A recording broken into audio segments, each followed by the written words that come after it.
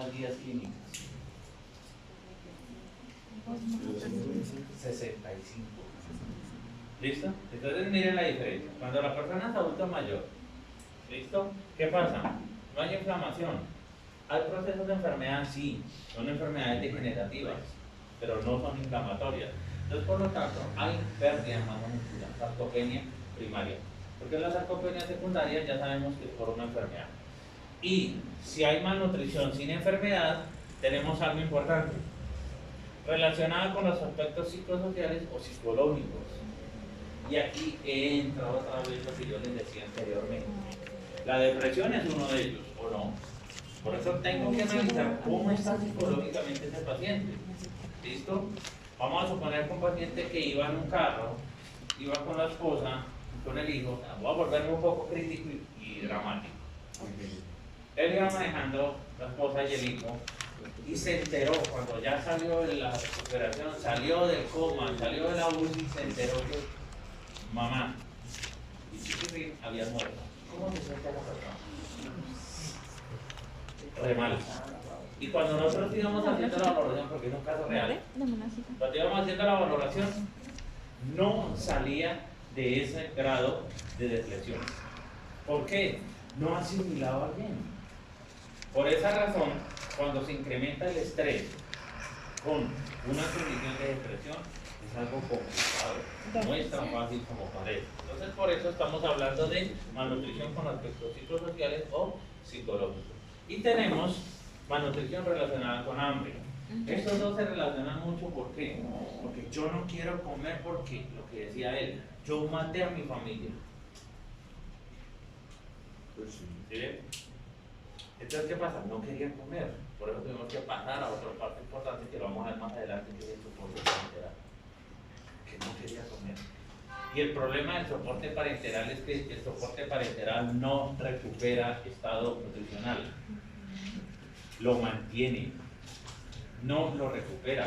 Cantidad de agua no recupera. Evita que se deplete, sí, pero no recupera. Lo único que recupera es la vía enteral o vía oral, utilizando tracto gastrointestinal. ¿Listo? ¿Ok? ¿Claro? Bueno, vamos a mirar cómo vamos de tiempo. Mirándolo de otra manera, voy a simplificar un poco esta presentación.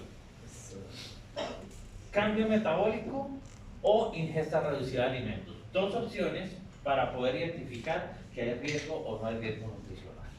¿Listo? ¿Entendido? No se preocupen por otra cosa más. Ya sabemos que el cambio metabólico es cuando nosotros estamos hablando de una respuesta a esa lesión, a ese trauma. Y ya sabemos que hay ingesta reducida de alimentos cuando no hay un aporte adecuado de nutrientes o alimentos mínimos. ¿Listo aquí? ¿Vale? Bueno. Aquí viene algo importante en este caso y son los signos clínicos que se deben evidenciar, que obviamente debemos tener en cuenta. Primero, astenia. ¿Qué es astenia?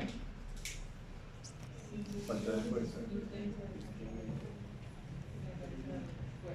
Falta generalizada de fuerza. Entonces la persona no es capaz de hacer presión. ¿Listo? Fatiga. No es capaz de ser funcionante. No es capaz de moverse. Se cansa. Anemia. Asociado a la condición de hemoglobina, asociado a la condición de glóbulos rojos. Por ejemplo, una persona puede tener una hemoglobina adecuada, pero un volumen corpuscular medio disminuido o aumentado. Y hay algo más. Eso, anorexia. ¿Quién de ustedes ha sufrido anorexia? Yo he sufrido anorexia. Y es más, todos mis estudiantes han sufrido anorexia. Es más, les voy a decir una cosa. Los conozco tanto a ustedes que todos ustedes han sufrido anorexia. ¿Sí ven? Lo que pasa es que anorexia es solamente la pérdida del apetito. Anorexia nerviosa es otra cosa diferente. ¿Y qué diferencia de la bulimia? Anorexia es la pérdida del apetito. ¿Y quién no ha perdido apetito? Venga a comer, mira, no tengo hambre, gracias.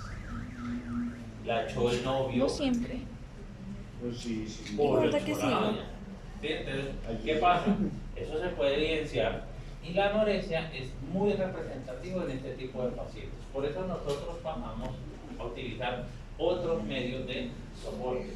Y ahí es donde nosotros vamos a hablar del soporte enteral y del soporte parcial. ¿Entendido? ¿Listo? Bueno, ok. No sé si tengan alguna pregunta hasta el momento. Por favor, téngala, porque si no la profe me regaña.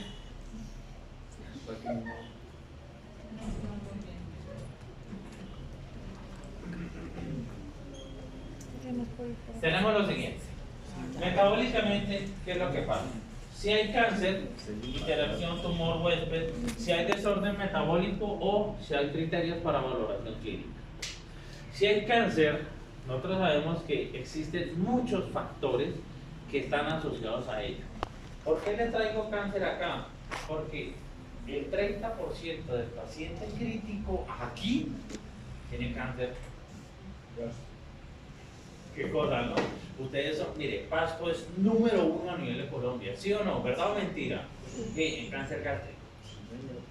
¿Listo? Y ojo, porque anteriormente era número 13 a nivel de Colombia en cáncer generalizado, ya no. Ahora son número 6. Hay mucho cáncer acá, por cualquier cosa cáncer. Ah, me dio la mano y me dio cáncer. No, grave la cosa. Eso sí, hay demasiado cáncer. Y ustedes se dan cuenta, la mayoría de las familias, ay, sí, mi tío, mi primo, el más lejano, el más cercano tiene cáncer. ¿Listo? Pulula de cáncer, abunda. ¿Listo? Entonces, por esa razón, traigo esto a colación. ¿Por qué? Porque es importante tener en cuenta que el músculo esquelético se agota. Si estamos hablando de un desorden metabólico, estamos hablando de metabolismo de proteínas inadecuado, por eso nunca con un incremento elevado de proteína vamos a recuperarle la masa muscular al paciente. Falso, vamos a evitar que se pierda, para no recuperarlo. Entonces, ¿por qué ustedes los nutricionistas envían tanta proteína? Pues lo repito, porque evitamos las hiperglicemias, porque con hiperglicemia la recuperación se vuelve más tardía. ¿Listo? Esto es algo importante. Proteólisis, o sea, pérdida de masa proteica. Metabolismo de lípidos afectado. Sí. Ayer, por ejemplo, estaba hablando con un paciente y él me decía, no, es que también me dio hígado graso. Tiene un incremento de cortisol en sangre. Y además de eso le generó hígado graso. ¿Por qué? Nosotros sabemos algo. Esta hormona, ¿listo? Que ustedes ya la conocen, cortisol, es una hormona contrarreguladora. ¿Qué significa que sea contrarreguladora?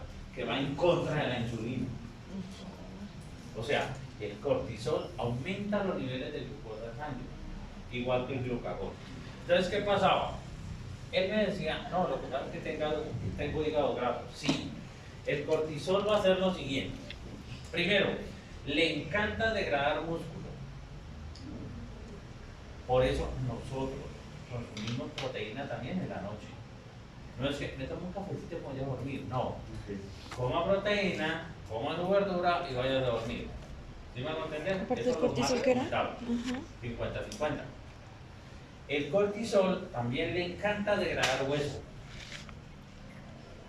¿Listo? O sea, no, aparte de que tiene una mayor condición de riesgo de osteoporosis y el cortisol me va afectando más. Entonces, le encanta degradar hueso. Al cortisol le encanta degradar glucógeno. Por eso se aumenta la glucosa en sangre. ¿Por qué? Porque el glucógeno que hay en el hígado lo degrada. Son más o menos 90 a 110 gramos y lo empieza a degradar para subir glucosa en sangre. Al cortisol le fascina degradar lípidos. Entonces, el lípido que está en forma de triglicérido, que está asociado al tejido adiposo, lo degrada y hace que se liberen ácidos grasos a la sangre. Entonces, ¿qué pasa? Entra en una condición de lipólisis y hace después una dislipidemia. ¿Listo? Profe, ¿por qué dislipidemia? No entiendo. Porque si hay ácidos grasos, y recuerden algo, yo les dije que le encanta degradar glucógeno. Entonces, hay glucosa. Ácidos grasos más glucosa, ¿qué es?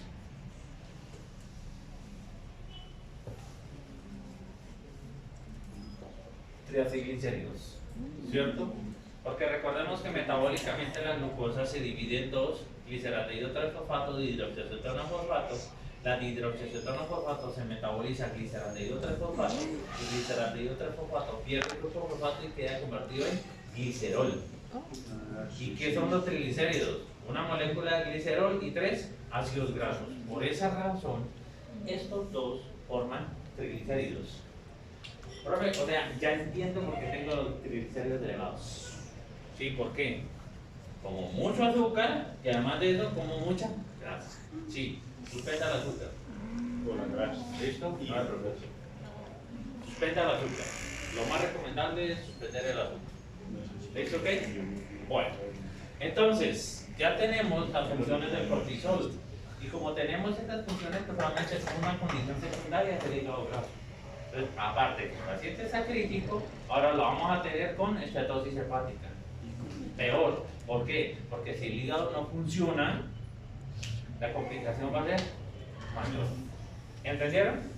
Listo, ok, vale. Ahora sí, ya con esto, estos son los aspectos más relevantes del metabolismo que les acabé de nombrar. Y algo importante, el paciente crítico hace, lo voy a señalar acá, resistencia a la insulina. Ese es el problema principal, la resistencia a la insulina. El paciente que no haga resistencia a la insulina es el paciente que se recupera mucho más rápido. ¿Listo? Ok. El paciente que haga resistencia a la insulina tiene una recuperación rápida. ¿Listo? Entonces, no sé si tengan alguna pregunta. Entonces, las personas que tienen otras patologías y tienen resistencia a insulina, es difícil de hacer de pronto déficit calórico o bajar de peso. ¿En qué ejemplo? Como ovario poliquístico, síndrome de ovario poliquístico, que es una de las... ¿Un SOP? Ok, vale. ¿Qué es lo que pasa? Miremos bien. ¿Listo? Cuando nosotros hablamos de otras complicaciones, por ejemplo el síndrome de ovario poliquístico, ¿sí? Nosotros debemos entender qué es lo que directamente está afectando el síndrome de ovario poliquístico. No todos los síndromes de SOP, no todos los SOP son iguales. Yo tengo pacientes con síndrome de ovario poliquístico y parecen una mujer. ¿Sí me va a entender? Tengo pacientes que tienen síndrome